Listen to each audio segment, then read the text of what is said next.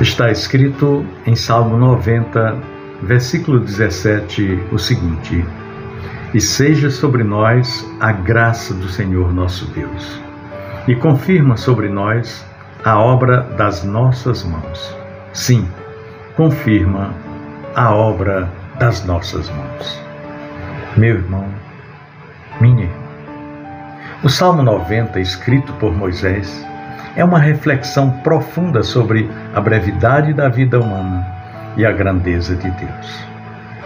Em um mundo onde nós somos muitas vezes tentados a confiar apenas nas nossas próprias forças, habilidades, competências e conquistas, o salmista chega e nos lembra de uma verdade essencial.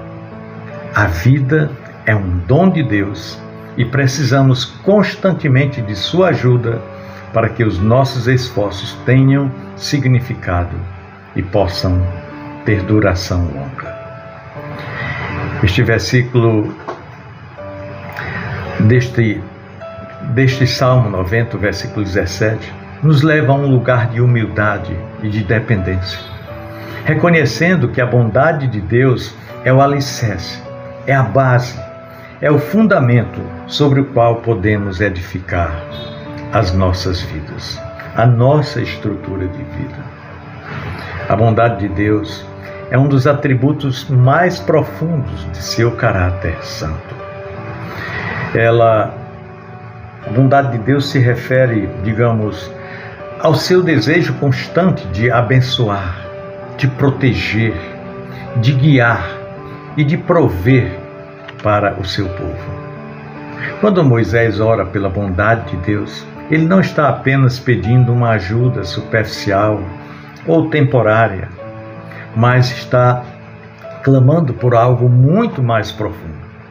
Ele está pedindo que Deus derrame a sua bondade de forma permanente e abundante sobre nós. Isso implica que em todos os aspectos da nossa vida, seja no trabalho, seja nos relacionamentos, seja familiar, conjugal, profissional, seja qual for o relacionamento, seja nos sonhos e dificuldades, devemos depender inteiramente da graça divina. Hoje, ao refletirmos sobre este versículo, é importante considerarmos algo muito interessante. Em que áreas da nossa vida temos nos apoiado mais em nossas próprias forças do que na bondade de Deus? Quantas vezes estamos agindo como se tudo dependesse exclusivamente de nós, esquecendo que é Ele quem sustenta todas as coisas? Esse Salmo 90, composto por Moisés, ele nos lembra que sem o favor e a graça de Deus, os nossos esforços, por melhores que eles possam ser, por mais dignos que sejam, seriam fúteis. A segunda parte do versículo, onde ele diz: confirma sobre nós a obra de nossas mãos, e ele ainda refuta, repete. É na verdade um clamor por direção, por bênção e eficácia em tudo enquanto fizermos. Nós somos seres limitados e, embora tenhamos habilidades e competências, nós sabemos que não podemos controlar tudo. Como Moisés, o autor deste salmo, nós precisamos pedir a Deus que solidifique, que confirme o que tentamos construir com as nossas mãos, porque sem Deus nada podemos fazer.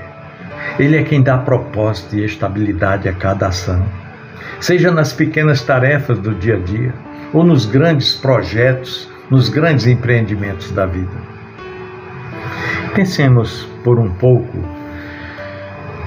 no quanto muitas vezes o nosso trabalho e esforço parecem falhar, apesar de todo o nosso empenho, de toda a nossa dedicação. Não funciona.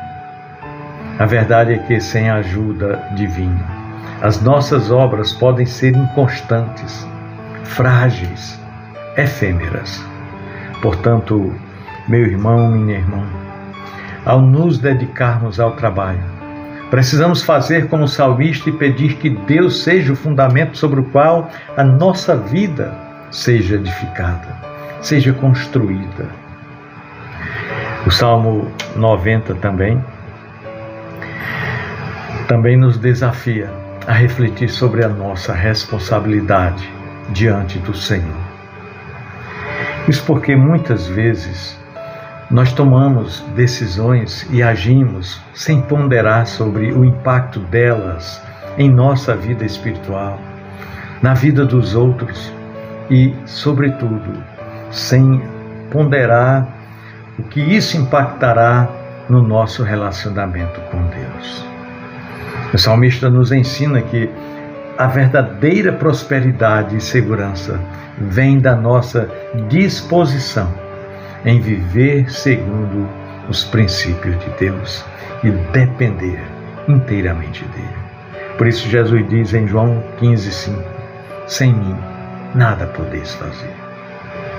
Quando Moisés fala sobre consolidar a obra de nossas mãos, confirmar, ele está nos lembrando que, embora nossas ações sejam importantes, é Deus quem realmente torna a nossa obra sólida e duradoura.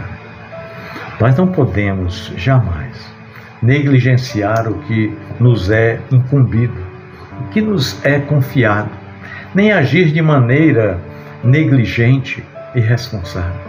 Não. O nosso ego e as nossas ambições muitas vezes tentam nos desviar da vontade de Deus, mas nós somos chamados a manter o compromisso com Ele, como bons mordomos de sua criação. Quando nós nos tornamos conscientes de que tudo que temos, seja saúde, recursos materiais, como também as oportunidades, são dádivas de Deus. Quando nós reconhecemos isso, nosso coração deve se abrir para a gratidão. Mais ainda, essa gratidão se traduz em ações de amor e cuidado para com os outros. Assim como somos abençoados, nos tornamos abençoadores de outras vidas. A verdadeira bênção de Deus em nossas vidas nunca deve ser apenas para o nosso benefício pessoal, mas para que possamos ser canais de bênçãos para aqueles que estão ao nosso redor. Portanto, meu querido irmão, minha amada irmã, ao refletirmos sobre a bondade de Deus e sobre a sua criação em nossas vidas, nós somos chamados e desafiados a viver não apenas para nós mesmos, mas para os outros também. Nós vivemos em um mundo que valoriza muito o egoísmo, o egocentrismo e o acúmulo de bens materiais. As pessoas são medidas hoje pelo que têm, pelo que possuem, pelo que conquistam. Mas como seguidores de Cristo, o nosso chamado é viver de maneira contrária. Sim, contrária, oferecendo aos outros o que Deus nos deu, seja em generosidade, em amor, em palavras de encorajamento ou apoio prático. Por isso Jesus diz que mais bem-aventurado é dar do que receber. Mas o que podemos tirar como aplicação prática para as nossas vidas deste versículo? Primeiramente, devemos reconhecer a soberania de Deus sobre as nossas ações. Ao iniciarmos cada dia, devemos parar por um momento e orar, pedindo a Deus para consolidar a obra das nossas mãos. Devemos entender que não importa o quanto nós planejemos e nos preparemos, sem a ajuda divina, tudo se torna mais difícil e instável. Portanto, devemos confiar que ao nos submetermos aos nossos esforços e à vontade de Deus, Ele nos tornará mais eficazes. Devemos também viver com responsabilidade. Não negligencie o que é seu por direito fazer. Não basta apenas esperar que Deus abençoe os seus esforços, Mas você deve agir com sabedoria, com diligência e compromisso. Examine seu coração e procure áreas em sua vida onde você tem sido negligente ou irresponsável. Identifique e procure corrigir para que haja um alinhamento de volta à soberana vontade de Deus em sua vida. E um ponto muito importante: seja grato. Seja grato e compartilhe as bênçãos. Quando você receber algo de Deus, seja grato e permita que isso se traduza em ações concretas para os outros ao seu redor. Seja uma bênção na vida das pessoas que lhe rodeiam, oferecendo palavras de encorajamento, de motivação, de ânimo, apoio emocional ou qualquer outra forma de cuidado que seja genuinamente alinhado à vontade de Deus para as nossas vidas. Outro ponto: não dependa apenas de si mesmo.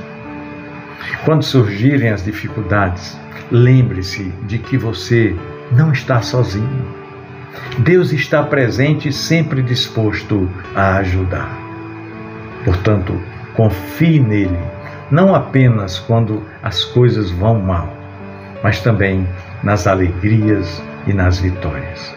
Reconhecendo que tudo, absolutamente tudo, é fruto da bondade de Deus para conosco. Pensemos nisso. No amor de Cristo. Amém.